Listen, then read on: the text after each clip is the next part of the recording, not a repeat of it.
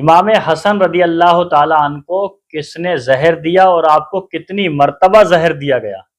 السلام علیکم ورحمۃ اللہ وبرکاتہ۔ بسم اللہ الرحمن الرحیم۔ حضرت امام حسن رضی اللہ تعالی عنہ کو کتنی مرتبہ زہر دیا گیا اور آپ کو زہر کس نے دیا؟ اسی موضوع پہ میں تحقیق لے کر کے آیا ہوں، مختصر وقت میں آپ کو عبارت دیکھ کر کے پیش کر رہا ہوں، لیکن تحقیقی عبارت ہے، ویڈیو آپ پورا ضرور دیکھنا، انشاءاللہ آپ کے لیے مفید ثابت ہوگا۔ امام حسن رضی اللہ تعالی عنہ کو کس نے زہر دیا اور امام حسین کا سر مبارک کس نے جدا کیا؟ بعض لوگ کہتے ہیں کہ حضرت امام حسن کو زہر آپ کی بیوی جائدہ نے دیا، اور بعض کہتے ہیں کہ یہ خارجیوں کا افطرا اور بہتان ہے کہ آپ کو آپ کی بیوی نے زہر دیا۔ صحیح بات کیا ہے؟ یعنی کس نے زہر دیا؟ آپ کی بیوی نے زہر دیا یا کس نے دیا؟ اس میں تحقیق کیا ہے اور کتنی مرتبہ دیا گیا ہے، وہ ساری باتیں آپ سنیں جواب کی شکل میں۔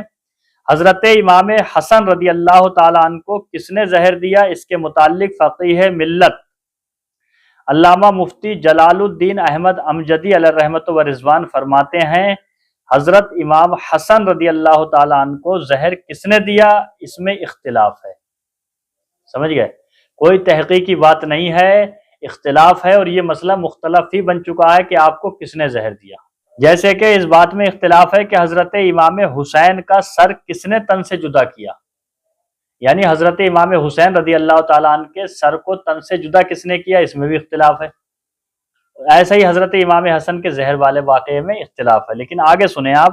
بعض کا قول ہے کہ خولی بن یزید نے، بعض کے نزدیک سنان ابن انس نے، اور بعض کہتے ہیں کہ شبل بن یزید نے، اور بعض لوگوں نے لکھا کہ شمر خبیث نے آپ کے سر کو تن سے جدا کیا۔ کس کے؟ حضرت امام حسین کے۔ اب سنیں حضرت امام حسن کے۔ مورخین نے زہر خورانی کی نسبت جادہ بنت اشعث بن قیس کی طرف کی ہے اور اس کو حضرت امام کی زوجہ بتایا ہے، لیکن محقق دورہ حضرت صدر الافاضل سید نعیم الدین مراد آبادی رحمۃ اللہ تعالی علیہ تحریر فرماتے ہیں، اس روایت کی کوئی صحیح سند دستیاب نہیں ہوئی۔ کون سی روایت کی؟ کہ آپ کی بیوی نے آپ کو زہر دیا ہے، اس کی کوئی صحیح سند دستیاب نہیں ہو سکی، اور بغیر کسی صحیح سند کے کسی مسلمان پر قتل کا الزام، ایسا عظیم الشان قتل کا الزام کسی طرح جائز نہیں ہو سکتا۔ اور حکیم الامت حضرت علامہ مفتی احمد یار خان نعیمی علیہ رحمہ اپنی تصنیف حضرت امیر معاویہ رضی اللہ تعالی عنہ صفحہ نمبر 69 پر، حقانی تقریریں صفحہ نمبر 226 پر علامہ عبد المصطفیٰ صاحب اعظمی نے، اور سچی حکایات حصہ نمبر 2 صفحہ نمبر 169 پر علامہ ابو نور محمد بشیر کوئلی نے اور حضرت صدر الافاضل کی احتیاط کو اختیار فرمایا ہے۔ یعنی ان تمام علماء کرام نے سید نعیم الدین صاحب مراد آبادی رحمۃ اللہ علیہ کی احتیاط کو ہی اختیار فرمایا ہے۔ حضرت امام حسن رضی اللہ تعالیٰ عنہ 49 ہجری میں شہید ہوئے، 49 ہجری میں۔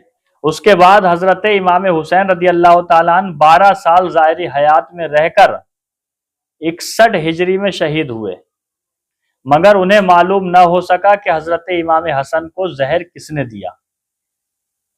سمجھ رہے ہیں بات میری؟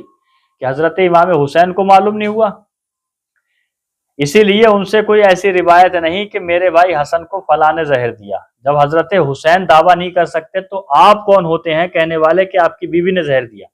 حضرت امام حسن رضی اللہ تعالیٰ عنہ حضرت کو زہر کس نے دیا؟ اسی لیے اس سے کوئی ایسی روایت نہیں کہ میرے بھائی حسن کو فلاں نے زہر دیا، بلکہ خود حضرت امام حسن رضی اللہ تعالیٰ عنہ کو بھی یقین کے ساتھ نہیں معلوم تھا، حضرت حسن کو بھی یقیناً نہیں معلوم تھا کہ کس نے دیا، کہ مجھے کس نے زہر دیا۔ اس لیے حضرت امام حسین رضی اللہ تعالیٰ عنہ کے دریافت کرنے پر فرمایا کہ جس کے متعلق میرا گمان ہے کہ خدا اس کے لیے کافی ہے۔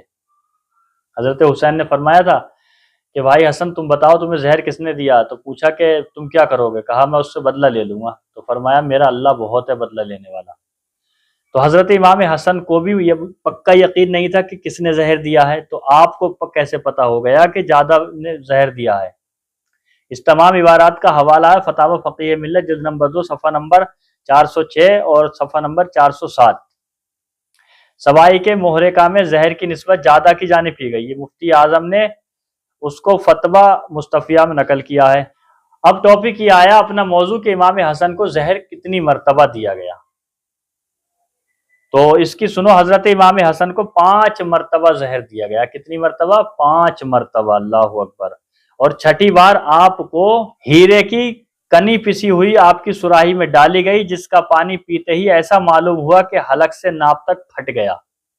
ہیرے کی کنی پسی ہوئی سراہی میں ڈال دی. سراہی مطلب وہ جگ کی طرح ہوتا تھا، اس میں ڈال دی اور دل ٹکڑے ٹکڑے ہو گیا، جیسا کہ فقیہ ملت علامہ جلال الدین احمد امجدی علیہ رحمہ فرماتے ہیں.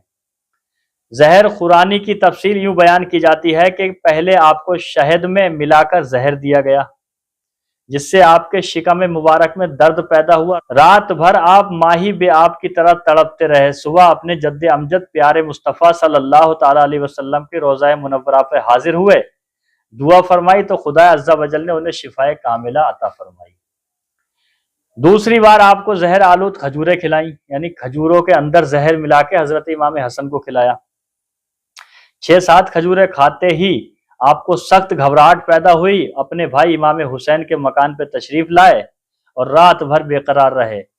صبح سویرے پھر اپنے نانا جناب محمد رسول اللہ صلی اللہ علیہ وسلم کی روضہ مقدسہ پہ حاضر ہوئے اور دعا فرمائی.